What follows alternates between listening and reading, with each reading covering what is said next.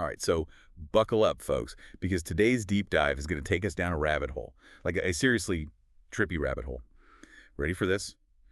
What if, and bear with me here, what if there's a plan out there to fake an alien invasion? Okay, I'll bite. Sounds like we're going full-on sci-fi conspiracy today. Oh, we are. But that's the beauty of these deep dives, right? hmm Our source material, Operation Cosmic Mirage, lays out this whole elaborate plan, and trust me, it gets wild. But what's really got me hooked is dissecting the how. Like, how could anyone even think they could pull this off? That's the thing about these kinds of scenarios. Even if they sound totally out there, it's the how that really reveals something about the world we live in, you know? Exactly. And get this, year one of this plan, it's all about subtlety. Think like weird lights over the Amazon, maybe whispers of strange radio signals, that sort of thing. Even social media posts, just planting these little seeds of doubt. Ah, the old disinformation playbook. You don't need to create a massive lie all at once. Just sprinkle little bits of uncertainty here and there, get people questioning what's real. It's like they're prepping us for something big, Yeah. right? Normalizing the weird, so we're more likely to swallow the really weird stuff later. Think about it. In times of fear and uncertainty, people are more susceptible to believing things that they normally wouldn't, right? It's like that line between what's real and what's fake, it starts to get blurry. Okay, so they've piqued our curiosity, maybe even got us a little freaked out. Hmm. What's next in this master plan of theirs? Well, that's where year two comes in, and that's when things get interesting, to say the least. Our source material calls it Operation Bluebeam. Imagine this. A UN meeting, right? Important people, global stage, the whole world's watching. Suddenly, it's interrupted by, get ready for it, a holographic alien overlord demanding Earth's surrender. Hold up. A holographic alien overlord. That sounds straight out of a bad movie. Right? But that's the genius of it. Think about how far technology has come. Deepfakes, holograms, all that. It's not that far-fetched to think someone could create something incredibly convincing, especially if people are already primed to believe it. Right? So you're saying in just 2 years, they go from weird lights in the sky to a full-on alien hologram crashing the UN. They're really ramping things up. Yeah. Oh, yeah. Year two is where they really turn up the heat. It's not just about whispers and vague threats anymore. This is when Operation Cosmic Mirage goes global. So less about subtle manipulation, more about full-blown panic. You got it. Our source material lays out this strategy of targeted chaos.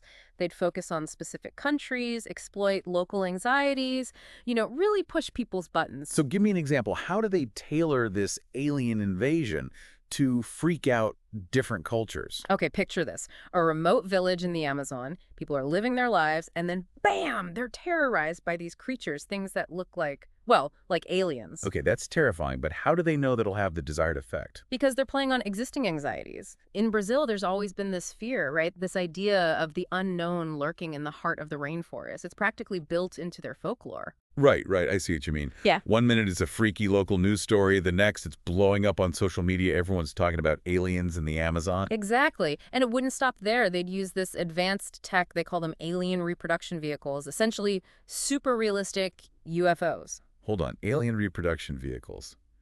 That sounds a little too out there, even for this. I know, right? But think about it. What's the one thing that screams aliens more than anything else? It's those UFO sightings. And if you could make those believable, even stage encounters... You're talking about abductions and stuff. That's going way beyond a few lights in the sky. It's about blurring that line, making people question what's real. And get this, they even planned different scenarios based on cultural beliefs. Like, in India, they'd tap into those ancient myths about gods descending from the heavens. In Nigeria, they'd use the folklore of trickster spirits and supernatural beings. So they're weaponizing our own cultures against us, exploiting the stories we tell ourselves. Exactly. And that's what makes it so creepy, right? It's not just some generic alien invasion. It's tailored to mess with our heads. And they wouldn't just stop at UFOs. The document mentions manipulating natural phenomena, too. Like, what if the northern lights suddenly started appearing all over the world? Or there were these incredibly realistic meteor showers that seemed to target specific cities. So they're messing with the very fabric of our reality, making it seem like the universe itself is coming unglued. This is getting intense. What happens when people start looking for someone, anyone, to lead them out of this mess? Well, that, my friend, is where things get really interesting. Because that's when the puppet masters behind Operation Cosmic Mirage introduce a new player onto the world stage. The alien overlord. Okay, hold on a minute. An alien overlord. Seriously, this is where I'm starting to lose it. An alien overlord. Come on, that's a little too on the nose, even for a fake alien invasion, don't you think? Yeah, I know, it sounds kind of comical when you say it like that, right? But that's actually what makes it so clever. They're playing on those tropes, the stuff of sci-fi movies, to make us lower our guard. By this point, the world is already on edge, right? We've seen those UFOs, experienced those localized attacks. People are ready to believe just about anything. So they create the problem, then offer a solution. Classic. Exactly. Our source material suggests this overlord wouldn't actually be a physical being, but more like another advanced hologram, projected onto the sky for everyone to see, but its message would be very real. Okay, I'm intrigued. What kind of message are we talking about? A message of surrender, basically. The overlord would demand Earth's unconditional surrender. But it wouldn't be all doom and gloom. No, it would promise order amidst the chaos. A chance to join some kind of galactic federation, but only if humanity gives up its weapons, its autonomy. Okay, so a holographic puppet master, pulling the strings of a terrified planet. Still a hard pill to swallow, but go on. And wouldn't you know it, they actually planned for how they deal with the resistance, the people who saw through this whole charade. Wait, seriously? What, they want people to resist? It's all part of the plan. They understood that even with all the fear and propaganda, humans are naturally inclined to resist tyranny. So they decided to manufacture that resistance, control it, and use it to their advantage. I think I see where this is going. Our source material calls it Operation Phoenix.